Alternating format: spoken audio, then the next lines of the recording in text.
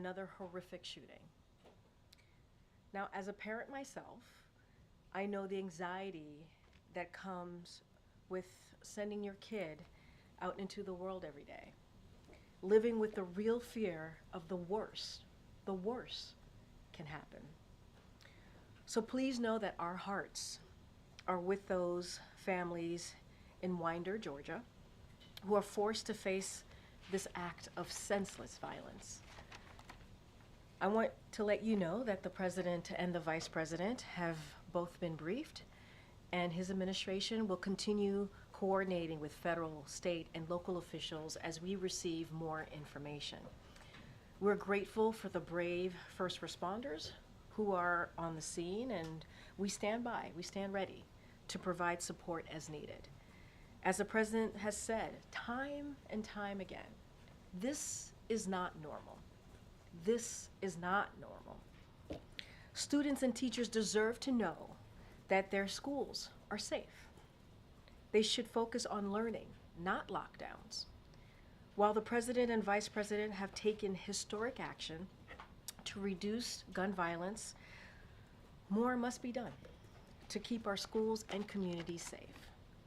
We continue to call on Congress to do something, We need universal background checks. We need to ban assault weapons and high-capacity magazines, require safe storage of firearms, invest in violence prevention programs, and pass a national red flag law. Enough is enough, and I cannot say this enough, which is enough is enough.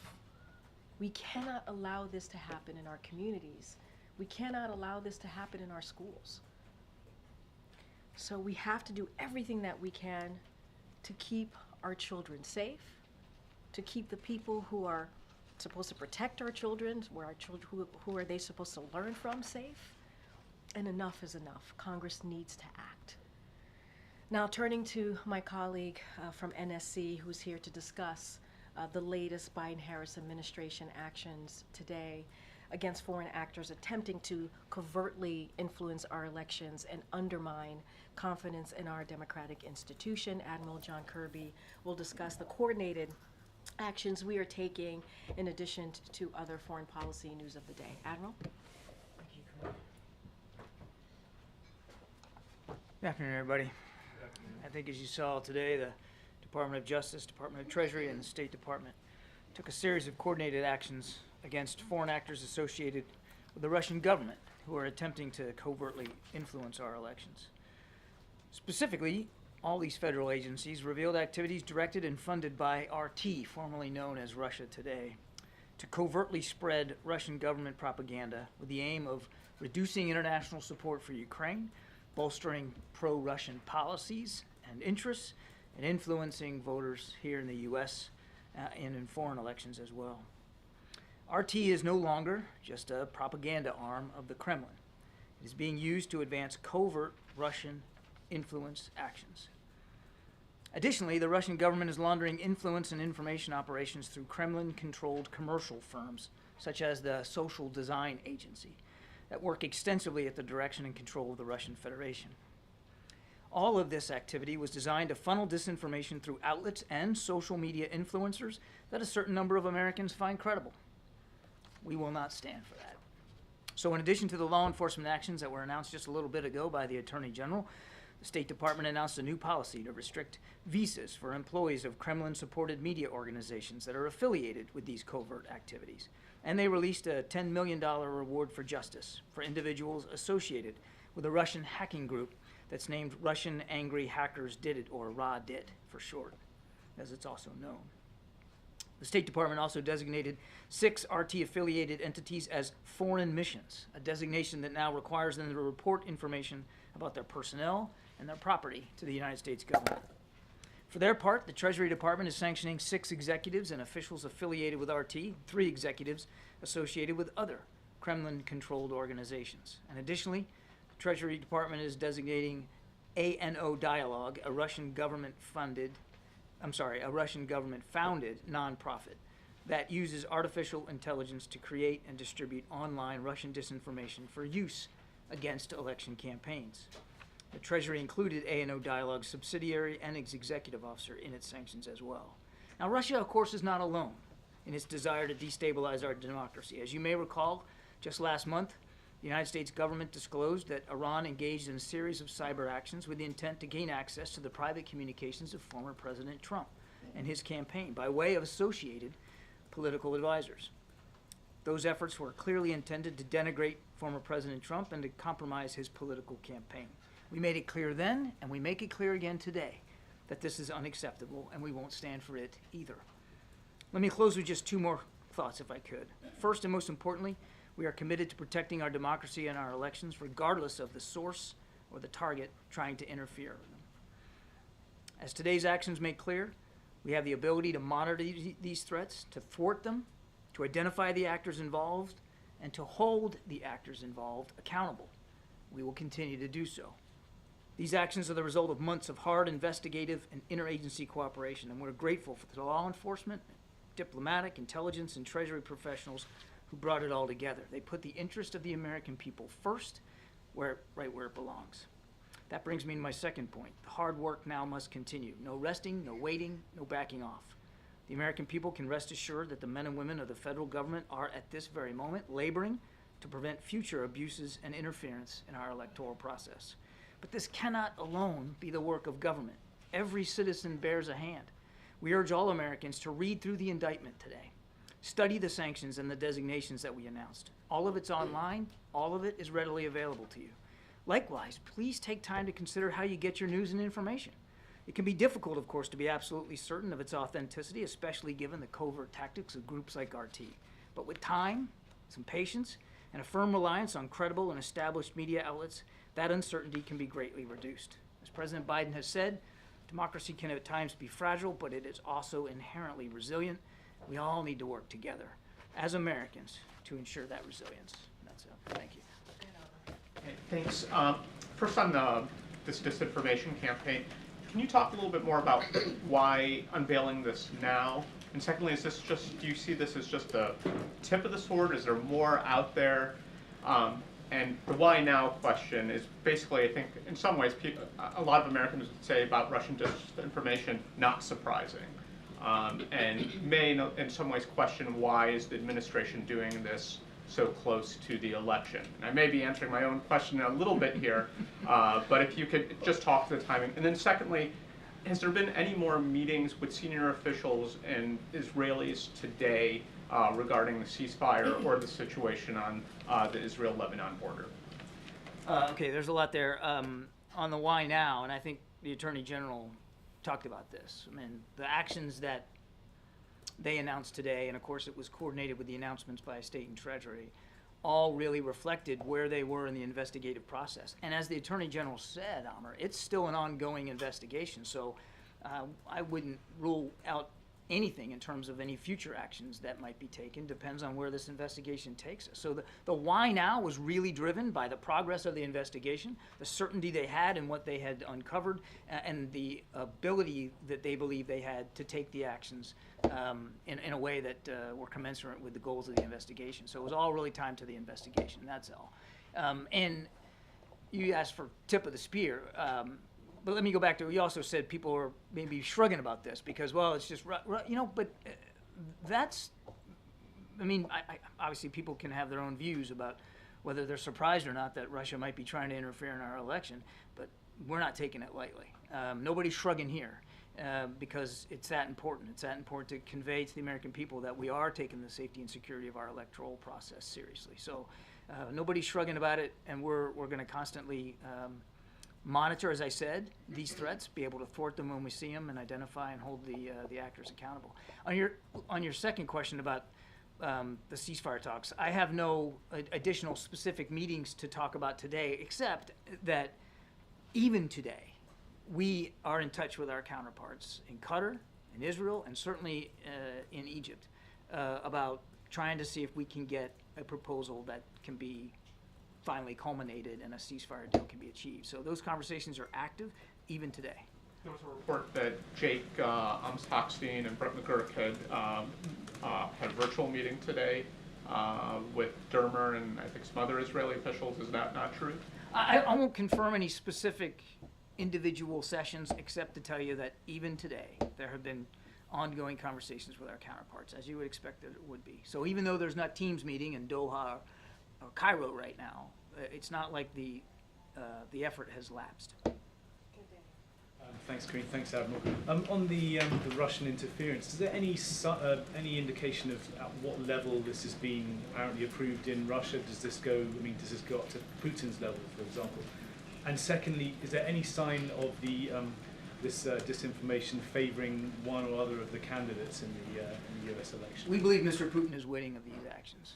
As for your second question, I think, look, in Iran's case, it was very clear, as I mentioned in my opening statement, and I think the Attorney General did too, very clear that they were trying to denigrate former President Trump and involve themselves in his campaign to their detriment. I would say, though, what we talked about in Russia, they are certainly trying to sow discord, feed disinformation, and try to put narratives out there through voices that the American people might find credible that support their policies, that support their interests, such as trying to diminish support in Ukraine. So it's very consistent with what we've seen Mr. Putin do in the past. Thanks, Karine. Thanks, Admiral. So as you alluded to, we've been here before, and after 2020, the administration imposed sweeping sanctions and also took efforts to prevent this sort of behavior. So why are we here again? And what about today's actions will deter future disinformation? We're here again because actors like Iran and Russia are at it again and continue to believe that it somehow suits their interest to interfere in our electoral process. So we're here because of what they've been doing, and that we're trying to hold them accountable and to make it harder for them to do this. And that's exactly what the actions today, and I'm sure actions to come as appropriate, will do. Will make it harder for them. Will it make it completely impossible? Probably not, because they'll find workarounds. I mean, these are actors, in this case driven by the Kremlin itself, that are bound and determined to try to change and influence the way Americans vote when they go in that ballot box. And that's why I said it at the end of my opening statement. Everybody, not just the federal government, but everybody needs to be concerned about this. And everybody needs to bear a hand in pushing back on the influence attempts by Russia. And then on Israel, we asked Karine, not me, I wasn't here yesterday, but my colleagues asked Karine in many different ways about the president's recent comments with regard to Netanyahu not doing enough to secure a ceasefire deal. So my question is whether he has directly expressed that himself to Netanyahu, that he is not doing enough. I would say that the conversations with the Prime Minister every time they occur are very direct and very forthright. These are two guys that know each other well, and the President, he makes his concerns very plainly known. But for all the things that those two gents may not agree on politically, and maybe not even completely agree on in the conduct of the war, they do agree on the central tenet that Israel needs to be defended, that the Israeli people shouldn't have to live next door to that kind of a threat, and that the United States, and President Biden specifically, is going to continue to stand with Israel as they defend themselves against this threat, and to do everything that we can to try to bring this conflict to a close. And then one quick one, just for clarification, because a lot continues to happen on this front. When the president is calling for a ceasefire, does he mean a permanent ceasefire at this point, or does he mean one long enough to allow the hostages to be released? Well, it's a little bit of both. I mean, the ceasefire that we're really trying to drive out right now is getting to phase one, which gets you 6 weeks of no fighting. 6 weeks of no fighting, and that means more humanitarian assistance, and then getting at least the first tranche of hostages out, the ones that are at the most risk, elderly, sick, women in particular. But if you can get through phase one, because once you get into phase one, and that's the goal, just let us get to phase one right now, then you can start building towards phase two. And if you can get to phase two, you can get both sides to phase two, well, then you're talking about a real potential end to the hostilities in general, which of course will be a general ceasefire. So what we're focused on right now is phase one. That's a 6-week ceasefire. Yes, ma'am. Thanks, appreciate it. Taking a step back, just to follow up there, Has the message from this administration been to families of Americans held hostage still that the only hope for their loved ones is getting to phase 1 of that ceasefire deal? Our message to the families, and we conveyed this recently, Mr. Sullivan did, is that we're going to keep doing everything we can to get their loved ones home where they belong. Everything we can. Right now, we continue to believe that the best option, the best possible way to do that is through this deal that's been on the table now for how many months. And as I've said before, I'll say so again today, we still believe these gaps can be narrowed. We still believe it's an achievable outcome. Whether we'll get there or not, I don't know. But we still believe that that we're close enough that we got to keep our shoulders to the wheel. I guess my question is, it might be the best option, but is it the only option?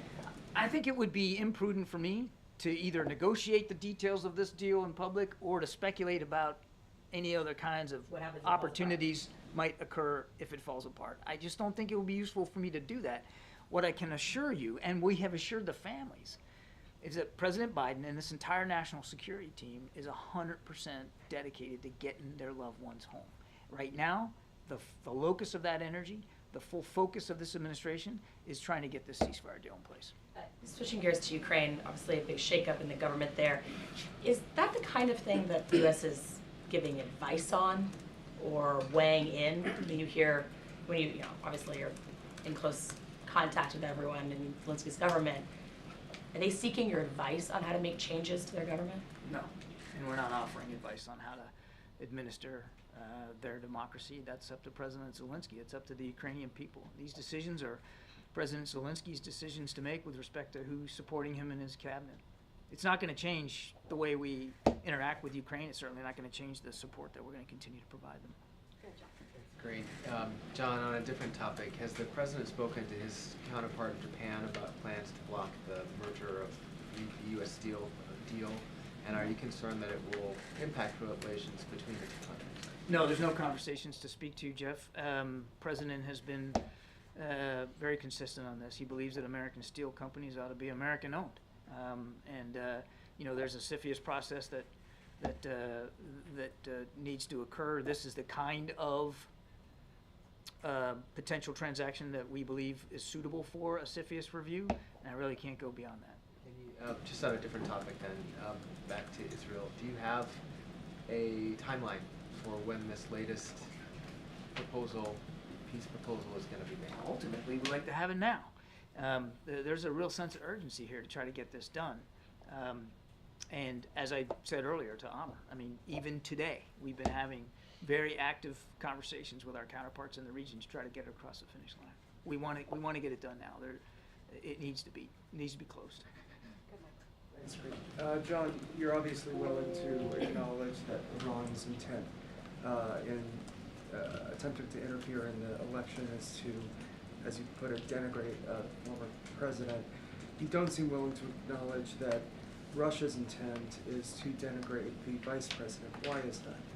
I'm just telling you what we've learned through the investigation and what we've seen, and reiterating what the Attorney General laid out this afternoon in terms of what RT has become and what this social design agency was trying to do in cyberspace in terms of sowing disinformation and discord. It's not for some sort of queasiness about talking about their intentions. I'm just laying out what we've seen and what the law enforcement actions were taken today and why they were taken today. But obviously, when we have something declarative that we can speak to, we'll speak to that. And then just on another matter, there's a report that a U.S. service member was detained in Venezuela. Do you have a comment on that? I can confirm that a U.S. service member was in fact detained in Venezuela. My understanding is that this individual was on some sort of personal travel and not official government business. I think the Pentagon has spoken to this or plans to provide a little bit more context on it. I really can't go beyond that. We're obviously, just the last thing I'd say is we're obviously in touch as appropriate as you think we would be with Venezuelan authorities to try to get more knowledge and information about this. Does the president feel particular pressure about typically when Americans are detained somewhere overseas, he can sort of act unilaterally with partners and so forth, but can do that? This has been much more complex because of Israel's desire to lead anything. does he have a separate track for unilateral actions that he could take, and does he have a timeline for that? Nothing's more important to the president than safety and security of Americans overseas, particularly those that are being held hostage or detained. And of course, the president wants to take the widest view possible of options available to him to secure the release of people that are held hostage or detained. And you've seen that we have not been loath to get creative in trying to figure out ways to do that. Of course, we think through many different options and alternatives. It would be irresponsible if we didn't, Kelly.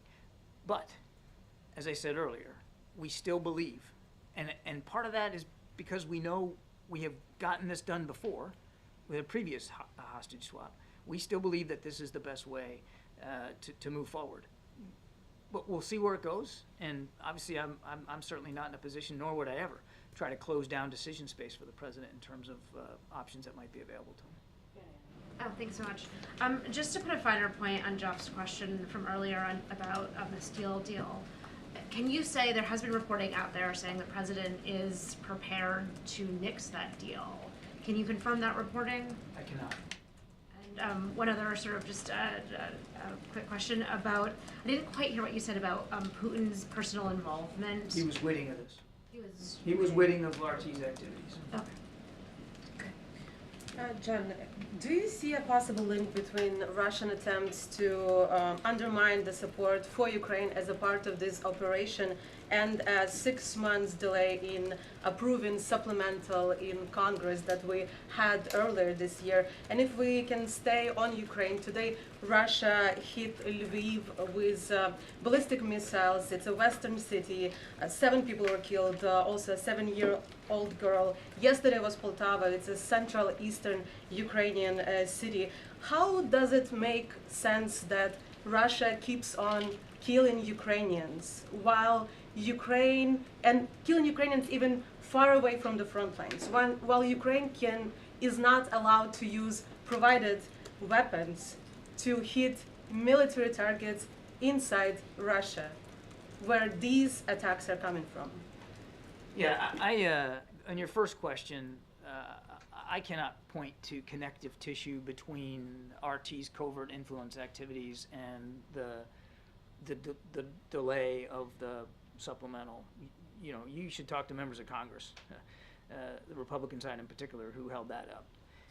And they can talk to their reasons for why they did that. And for that 6 months, you want to talk about what's going on in Ukraine today? For that 6 months, Russia made gains. Russia gained ground. They took territory. They killed more Ukrainians. And they really put the Ukrainian forces up against it because they didn't have the weapons to fight back. That was a tough 6 months, and it did set back the campaign in Ukraine. As for what's going on now, we condemned it yesterday, and we condemn it today, what Mr. Putin's doing. Hitting civilian infrastructure, trying, especially in advance of winter coming, knocking out energy grids. It's despicable. Unfortunately, it's a play right out of his playbook. It's not something new that he hadn't done before.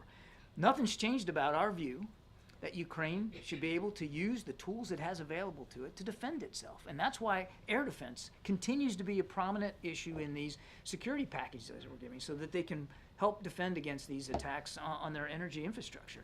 But inside Russia, where these attacks are I was getting there. I was getting all warmed up. I was getting there. I'm telling you, nothing's changed about our policy with respect to long-range strikes inside Russia and for Russian territory.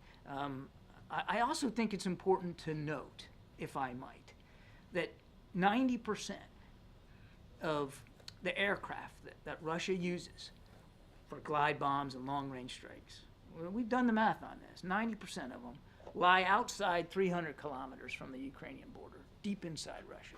So the argument that somehow if you just give them an ATACM, and tell them it's okay, that they're going to be able to go in and hit the majority of the Russian aircraft and air bases that are in fact used to strike them is not true. It's a misconception. So we don't foresee the change in policy ever? I don't have any policy changes to speak to today. Thank you. First on elections, you know this is an election year. Elections are being held across the world in dozens of countries. during your investigations, did you come across that Russia and Iran, the two countries that you named, are try to interfere in the elections for other countries as well? We believe that they are using these same tools, particularly through RT and covert influence, to affect foreign elections, yes. Early this year in May, one of the senior Russian officials had said that US is trying to interfere elections in India. Are you aware about that? What is the response to it? It's not true. It's a ridiculous claim. Next question about President's telephonic call with the Indian Prime Minister Modi after his trip to Russia and Ukraine. Do you think India can play a role in bringing peace and ending the war in any what way it can do it? Well, we certainly hope so. I mean, I've talked about this before. Any nation that is willing to try to help end this war and do so in keeping with President Zelensky's prerogatives, the Ukrainian people's prerogatives, his plan for a just peace, we would certainly welcome a role like that. And was there any I talk? thought you said you only had one more. Just follow up with that. Did the two leaders also discuss the situation in Bangladesh? Yes. And what was that? Well, I think they shared the concerns, and the president made clear his continued concerns about safety and security of the people in Bangladesh and the future of their democratic institutions. Thanks, Karine. Thanks, John. Getting back to the Middle East, the president on February the 26th said, "My hope is by next Monday we will have a ceasefire."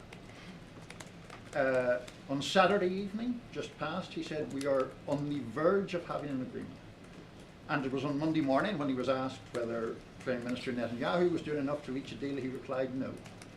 Why did it take him more than 6 months to reach that conclusion? Conclusion? What conclusion? That Prime Minister Netanyahu isn't doing enough to get a ceasefire.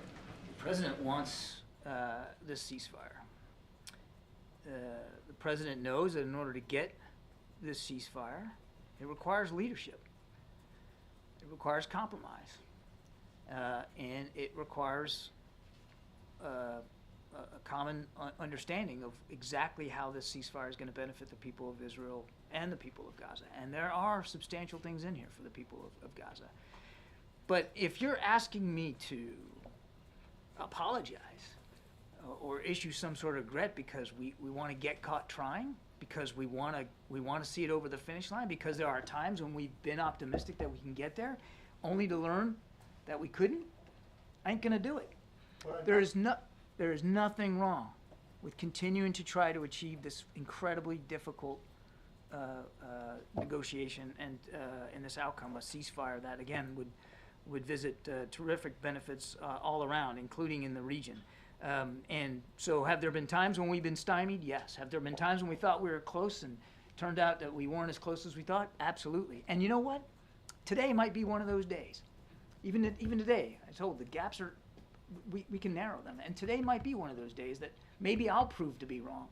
But no apologies for trying. No apologies for keeping the shoulder to the wheel. Well, the issue isn't apologies for trying. The issue is, does the administration have a realistic view of Prime Minister Netanyahu's willingness to make peace? I think we know Prime Minister Netanyahu pretty well. Nobody better than Joe Biden.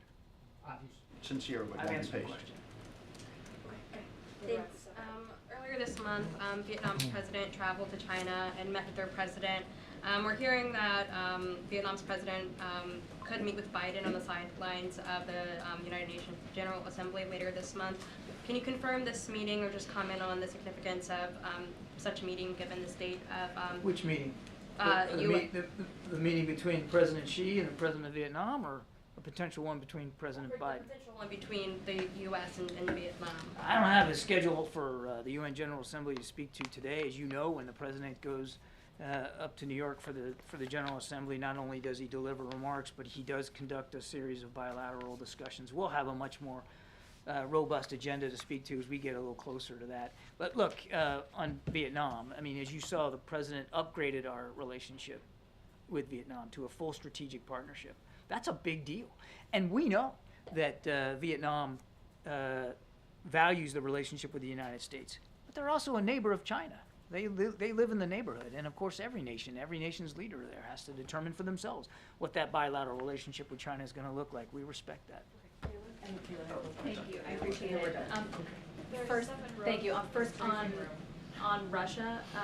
This is the type of activity that's been going on for the better part of a decade, and this You mean the usage- election interference? Yeah, and the usage of particularly social media profiles to report false accounts and false narratives. And I'm wondering what role you think the companies and the platforms play in allowing these accounts to proliferate. These are private companies, and certainly they have to make their own decisions. It's not about, we obviously are respectful of freedom of speech, and certainly respectful of the private decisions that these companies' leaders have to make. But we do think it's important, and today's actions and the way the Attorney General laid it out is important to expose it, to disclose it. And it's why, in my opening statement, I also urge the American people to be mindful of what's out there, because these fake social media personas and disinformation in cyberspace is incredibly difficult to shut down. So yes, we believe tech companies need to be aware of these activities. We believe, and they have taken action in the past to shut down accounts that have violated their own policies and procedures. We encourage that as well. But it also is the consumers too. The reader, the viewer, they have responsibilities as well to make sure that they're getting the best possible, most accurate information. And you're not always going to get it just in an online format.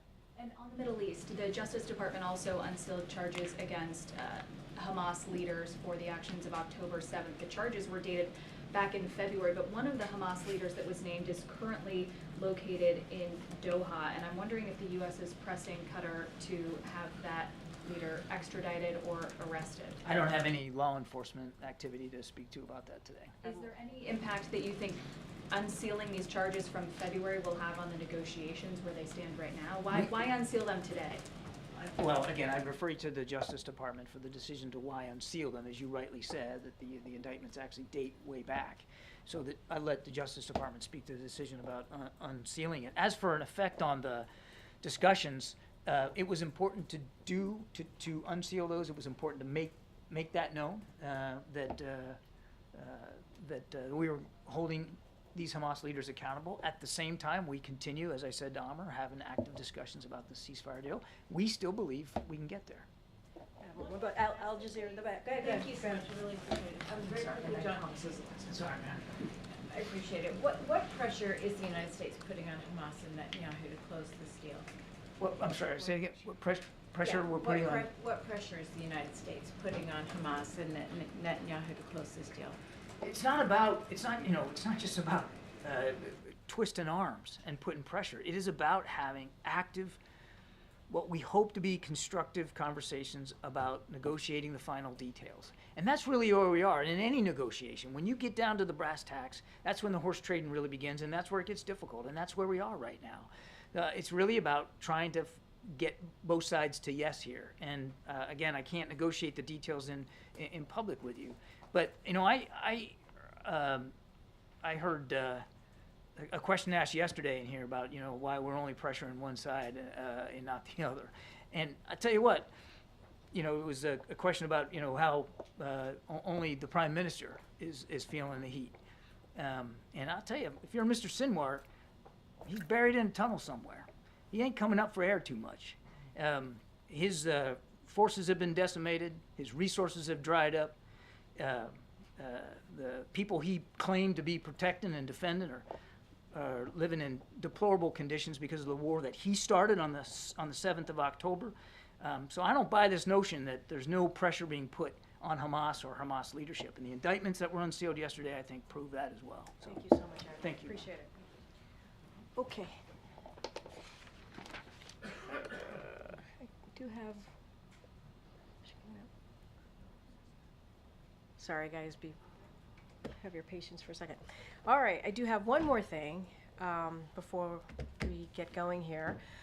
So lastly, today is a day of mixed emotions for us in the press office as we say goodbye to Christine Thompson, who's off to the Capitol Hill.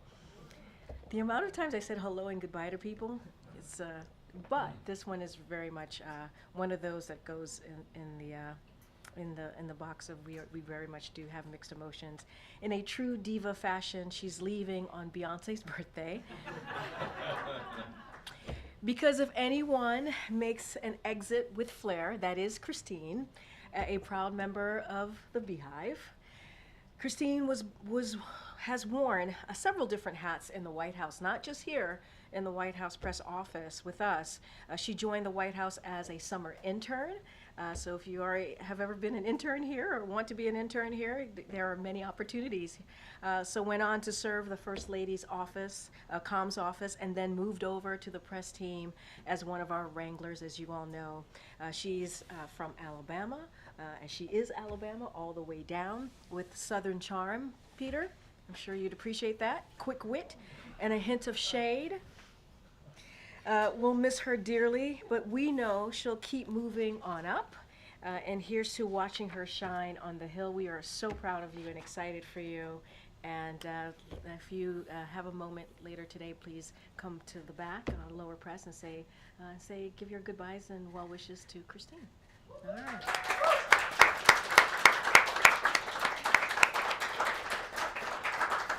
And with that, we end the briefing. I'm just kidding. I do want to say, as I was walking out, we did hit send on a statement from the president on the shooting in Georgia. So hopefully you all have that in your inbox, the awful high school shooting.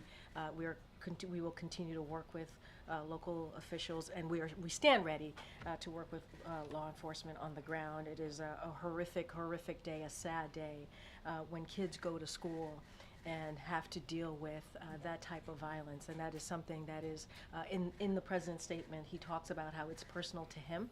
Obviously, he and the First Lady, certainly Dr. Biden, are mourning the deaths of those whose lives were cut too short. These are high school kids.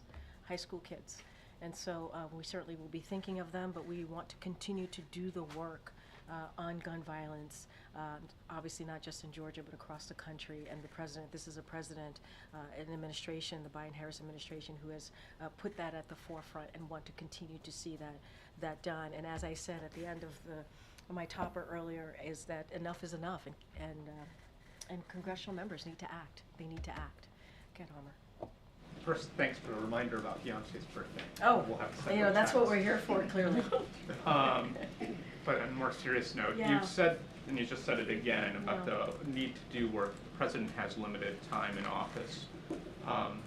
Does he think, or is he planning to take another shot at gun control with what time he has left? And I'm glad you said you said another shot, because we were able, this president, and as you talk about, the final couple of months of his administration, let's not forget the 3.5 years, and what the president was able to do is pass a bipartisan piece of legislation to deal with gun violence, and something that we hadn't seen in decades, in 30 years. And this president, this vice president, was able to make that work and make that come to fruition. Obviously, we need more. We need more work to be done.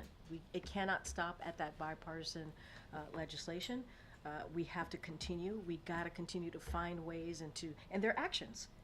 I talked about them: banning assault weapons, high-capacity magazines, making sure that we have universal background checks. These are easy things to do. We believe congressional Democrats are ready to move. We can't do it by ourselves. Congress can't do it by themselves. They need Republicans to step in and also do this like they did before not too long ago, to get this done. So this is personal to the president, he says in his statement. This is personal to the vice president. This is personal to Dr. Biden. This is something that they want to see get done, and we are going to do that. We have the first ever office to prevent gun violence. That is something that the president created. Obviously, the vice president leads that office, and we are going to continue to find ways to protect our kids, to protect communities. And so, yes, this is an important continued part of the president's initiative for the next couple of months to do just that. And it is Congress. We have laid out what it is that we believe needs to get done. They need to act.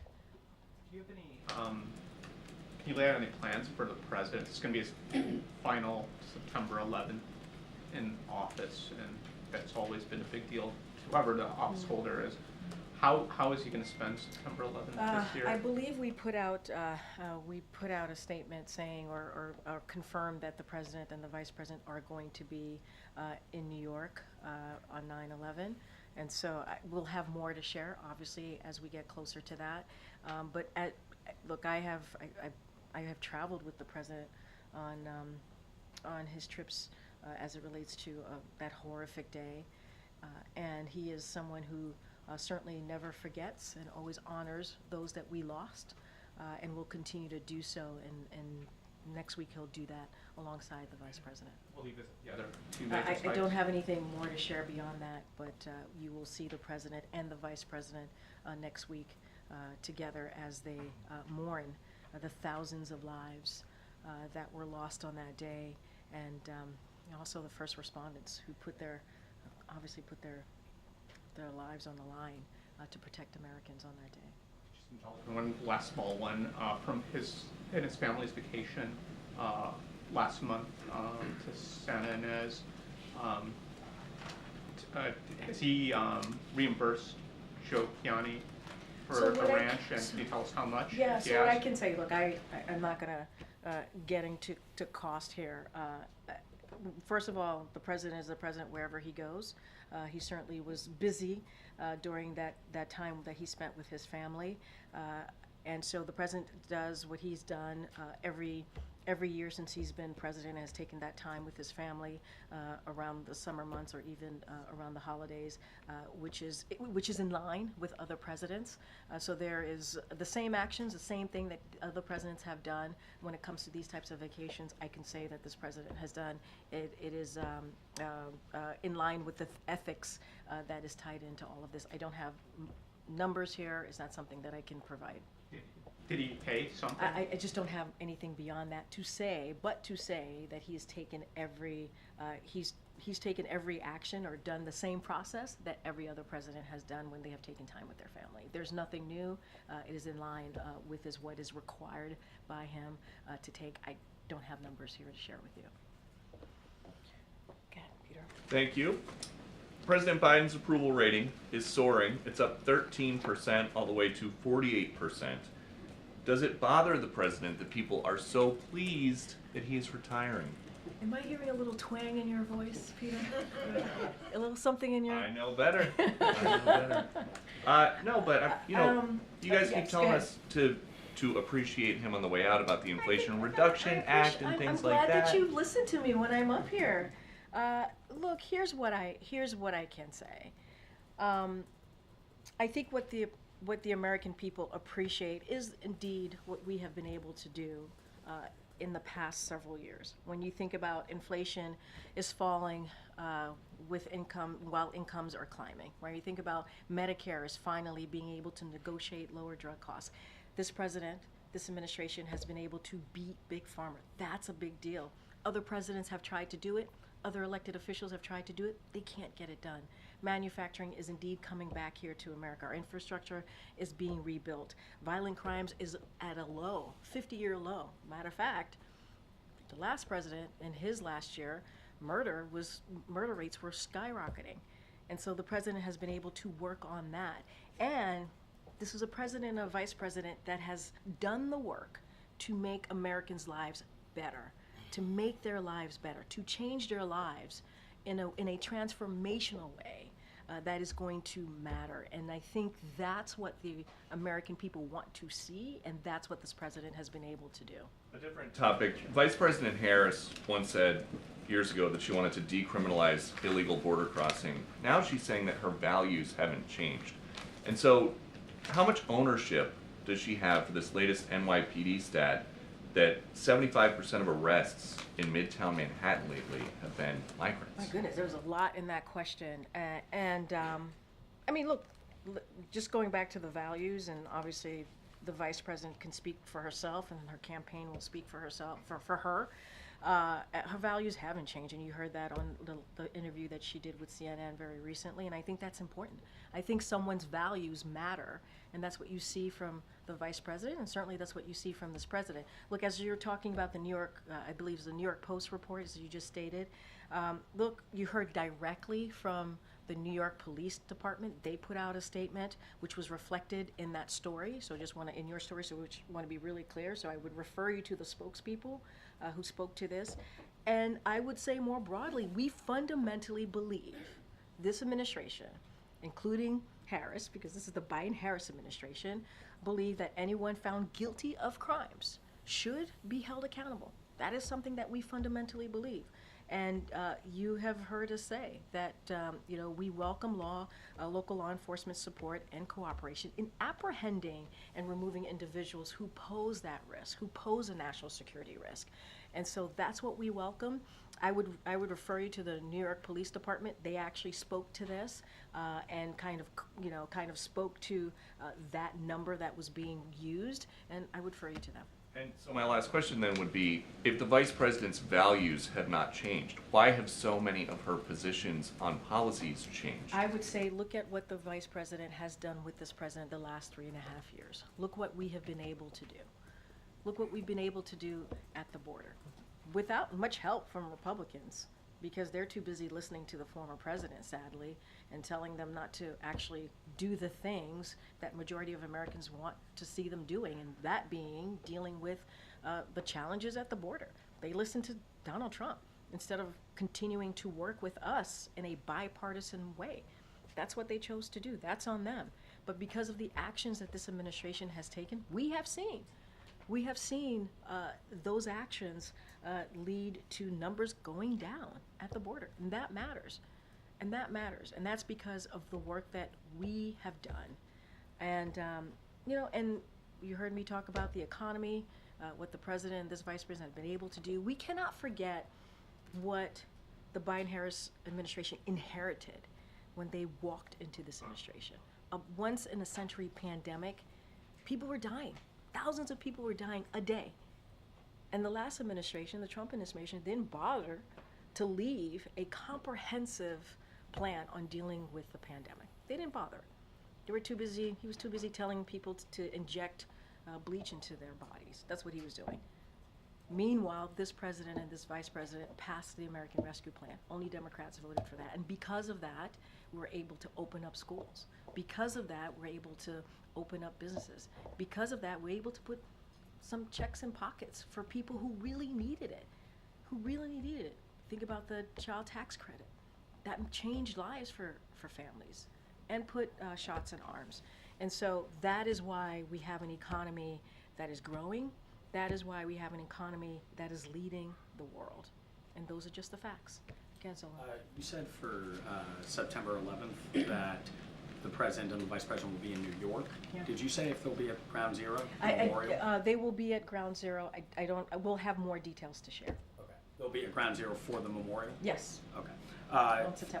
On guns as well, does the president feel that he's exhausted executive actions at this point on gun control? Look, Zolan, you know this. You've covered this. The president has taken more than 24 executive actions. 24 executive actions on trying to do everything that he can to prevent gun violence. That is a lot. Look, he will always find ways to see what else he can do, to see what else his administration, the actions his administration can take. We have the Office of the Gun Violence Prevention, and what that does, one of the things that does is those executive actions and also that legislation that was passed and that he signed to make sure that we move quickly with those actions and particular components of that act, and so that we put that out there into communities and make sure that we're doing everything we can to continue to keep or to try to keep communities safe. But the answer is legislation. We have to have laws, more laws, additional laws, so that we can protect communities. But as far as the White House, I mean, do you feel that is the White House fully in implementation phase with the actions already taken, or are there any executive actions that could? As I said in my answer just seconds ago, we are going to do everything that we can, his agencies out there, including with the president, to see what else can be done. But more than 24 executive actions is nothing to sleep on, right? That is something that he moved forward on because Congress wasn't moving fast enough, right? We were able to get that bipartisan act done, but we needed to do more. And so, look, we'll always find ways to move to see what else can be done, but we have to get Congress to do the work. We know congressional Democrats are ready to do the work. We need congressional Republicans to join those Democrats. Look, but signing the law, the bipartisan Safer Communities Act, was not a small feat. Well, that was a lastly, big thing to get done. In terms of congressional help, has Yes.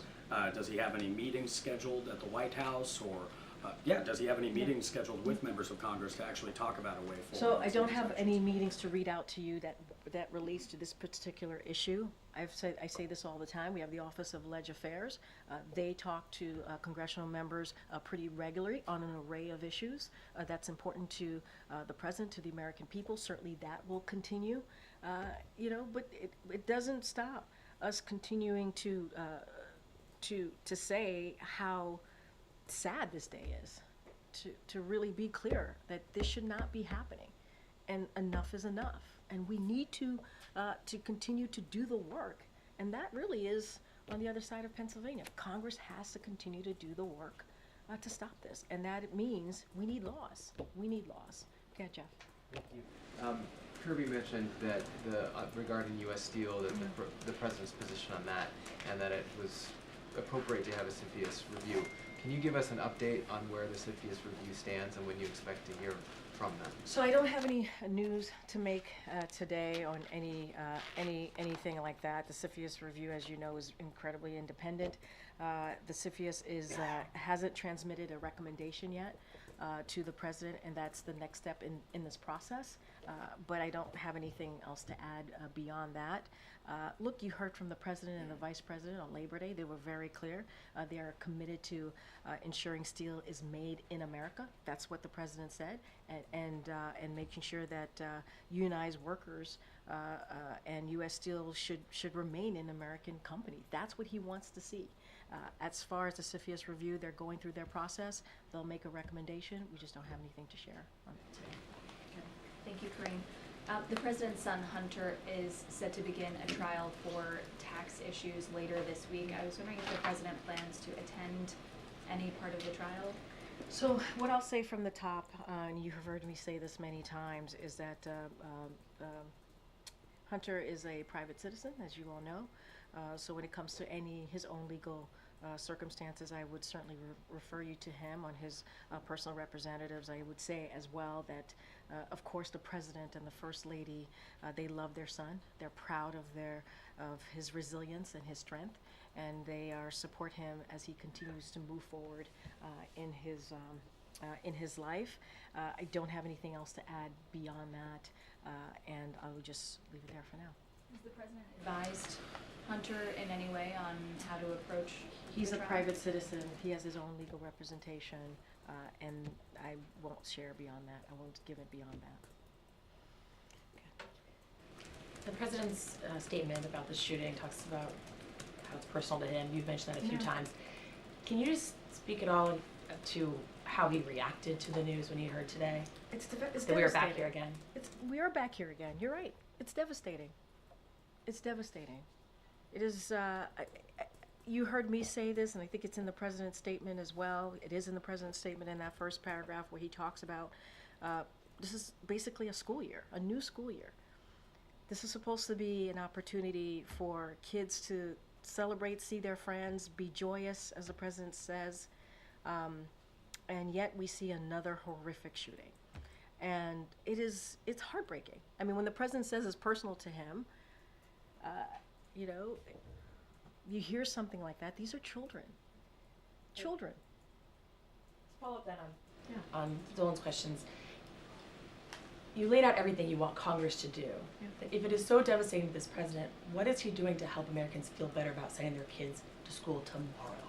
So, if you look at the president's actions and what he has done since almost day one of this administration, if you think about the 24 actions that he's taken, executive actions that he's taken, that is showing Americans that this is an issue where whether it is sending your kids to school, whether it's your community that he cares about and wants communities and schools to be safe. We should be safe in our communities.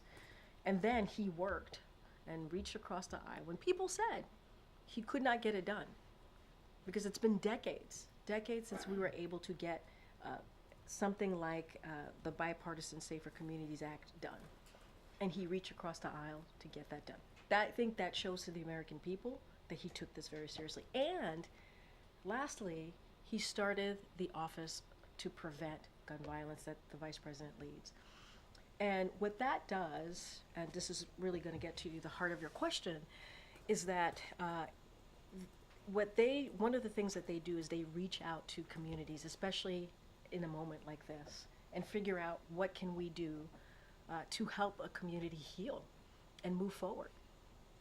And it's, I mean, just think about it. The fact that we had to set up an office like that is just devastating to think about. But we had to. And the president wanted to continue to show to Americans how serious he was. And that's why we have an office to move forward, obviously, with the executive actions, to move forward with the law, to make sure they're rapidly being executed, but also to help families and communities. And look, there's no easy answer here because it's devastating. It is devastating. I'm a mom, you're a mom, many of your colleagues are parents. And to see this on the week that you're sending your kids to school is heartbreaking. It's heartbreaking. I mean, I think about it all the time. What would happen? And then you hear your kids are going through lockdowns. That's awful.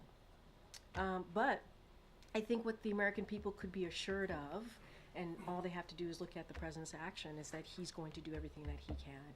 But we really do need Republicans in Congress to act. We do. We do need them to act. Democrats are ready. They need to join us. Go ahead, Ed. Thanks, Karine. I'm going to ask you about the economy.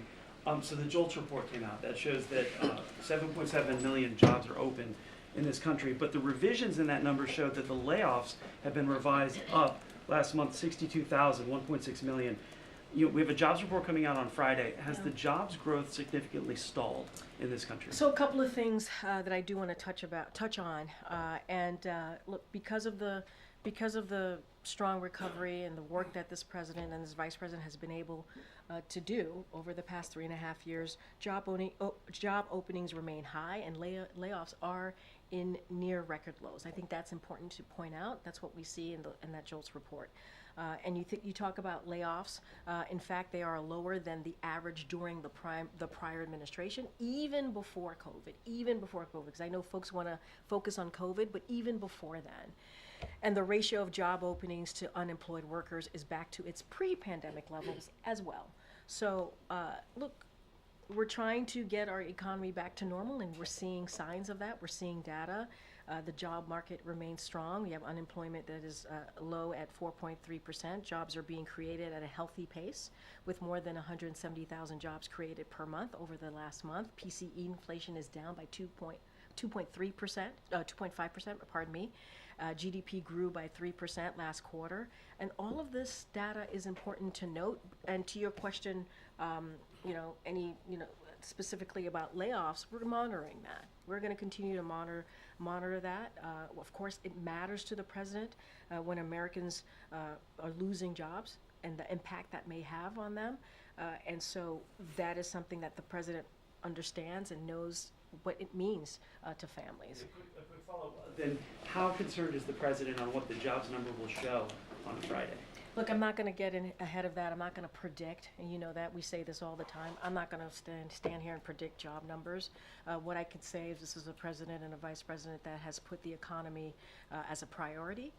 And we know that Americans obviously want jobs. They want good-paying jobs. That is something that we have focused on. And also, they want us to see a lower cost. And that's something that you see from this administration. When we talk about the economy, we talk about our policies. And also, when we talk about our policies more broadly, having equity at the center of it, because we want to make sure that communities who have felt that they've been left behind are not. Go ahead, Garen. The NAACP and others are condemning an upcoming comedy roast of Vice President Harris on the campus of University of South Carolina, which is also featuring 2 right-wing extremist leaders that includes the co-founder of the Proud Boys. The advertisement for the event makes very vulgar and sexual references to the vice president, which then the organizations are calling obscene and potentially a violation of the school's policy on discrimination. They're also calling for this to be canceled. Does the White House join groups condemning this and calling for this to be canceled, or does the White House believe that this is protected free speech? So look, I'm not familiar with this particular event, so I want to be super mindful, but I hear what you're saying. And here's what I will say, and you heard the president say this many times, especially in the past several weeks, or at least you've heard me say this, echoing what the president has said, is that picking the vice president was the best decision that he's ever made. And he's proud to have worked with her, to have her as a critical partner in the past 3.5 years. And look, whether it's making the largest investment in public safety, beating back Big Pharma, you've heard me go back and forth with Ed on the economy and what we believe we've been able to do and how we've been able to deliver for the American people. You've heard me talk to Peter about this as well, as what we think the American people want to see. But he has been able to do this with her in partnership. And so he's proud of her. He's proud that he selected her. And I think and he is proud to continue to serve alongside with the vice president. And so I'll leave it there. I'm not going to dive into the event. I don't know much about it. And I would say that I would speak for my colleagues here. I think we are very much all proud to have the vice president as our vice president, and the work that we have seen her do with this president for the past 3.5 years. And I'll leave it there. I don't want to comment on it directly, but what does the White House think of when there are these sort of racist and sexist references to the vice president? Look, this is an administration, this is a president. When he decided what this administration would look like, he decided to have an administration that looked like the rest of the country. He wanted it to make sure that it was diverse, and because it was important to him to have certain communities who have felt like they've been left behind to have a seat at the table. That's what this president has been able to do. And you see that. This is the most diverse administration in modern political history. I think that says everything that you need to know about what this president cares about. And that starts with the vice president, his decision to pick her as his running mate. And he was very purposeful, mindful. She was obviously experienced, and he knew she can do the job, and wanted to make sure that we had a diverse administration to go alongside that. And, you know, it is, I think that is the most important thing that matters. I can't speak to everybody else. I can't speak to every racist, misogynistic, sexist comment that's made out there. What I can speak to is what the reflection of this administration and what we have been able to do and how we have represented in a way I think that many Americans should be proud of. I certainly am. And to make sure that people feel represented, not just in how we look, but in the policies that we have put forward. And I think that's what matters. Okay. Sure. Sorry. What does the White House make of recent elite colleges like MIT, Amherst, and Tufts reporting sharp declines in Black and Latino enrollment and increases in white enrollment since the affirmative action ruling from the Supreme Court? The President and the Department of Education released guidance and resources to campuses to continue diversity on college campuses. Obviously, this data suggested that isn't necessarily working. Does the White House believe there is more it can do to prevent this trend from happening in other college campuses? So a couple of things, and this is really very important because we call that out, that this could potentially happen when the Supreme Court made that decision. Their decision moved the nation backwards, as you're laying out, and what we're seeing right now, and unpended decades of precedent that allowed America's colleges and universities to build vibrant, diverse environments. I just talked about the importance of this administration and being diverse and representing majority of this country and what this country looks like. So the president called on colleges and universities to seize the opportunity to expand access to educational opportunity, and this administration has issued guidance, as you just stated, on specific actions universities can take to provide opportunity to all Americans. We know, like we understand and we know that the talent exists in all communities. It's clear more work remains to be done, and we'll continue calling on schools to build pathways for upward mobility and success. And that is what I know the Department of Education is focused on, and I know that this is something that is incredibly important. And so we have made, putting that aside, we've made historic investments in HBCUs. And we have, that is also why the president has made student debt relief a priority. And so we'll continue to do everything that we can to ensure that Americans have access to educational opportunities. That is our commitment. That is the president's commitment. And you have seen that along the way over the past 3.5 years. Okay, Alicia. So 4 years ago, you were serving as chief of staff to then candidate Harris for vice president. Is there anything you can share about how she prepares for a debate? Oh, that is so very interesting. Very clever, Weisha. Well, you would know. You're right. I would know. Look, I do want to be. What you just stated is correct. That was my role 4 years ago. I was the chief of staff to the running mate, obviously, who's now the vice president. And involved in the debate at that time. I do want to be mindful because obviously in less than a week, there'll be a debate that the vice president will be participating in, and I would have her campaign speak to that specifically, however they wish to talk about that. What I can say, more broadly speaking, is, and I think you've all seen that, especially very recently, the vice president is smart. She is someone that knows how to get the job done, and as the president has said, and I will echo this. I mean, we all certainly believe as well when the president said that it was the best decision that he's made as picking her as his running mate. And so I think it's a stay tuned kind of moment, and I'll let the campaign speak to it. Has the president offered any advice to her since he was just in the shoes she will be in a few days? So, look, what I'll say is that the president and the vice president speak regularly. They see each other regularly. You saw them, obviously, on Monday together, shoulder to shoulder. Talking about how they've been able to deliver for the American people, talking about Labor Day, the importance of union, the president being named the most pro-union president ever, which is a title that he's very proud of. I don't have anything beyond that. They speak regularly. He certainly is proud of everything that she's been able to accomplish, especially as we look at the past couple of weeks. I just don't have anything beyond that. Thank you. Go ahead, Mike. I know you're not in here regularly. I'm always here in spirit, though. In Karine, spirit. you know that. I feel it all the time, every day. I know that we're still early hours of this tragedy, but I just wanted to ask if there were any early indications you received about either potential changes or additions to the president's schedule. Obviously, he's supposed to be on the road the next 2 days.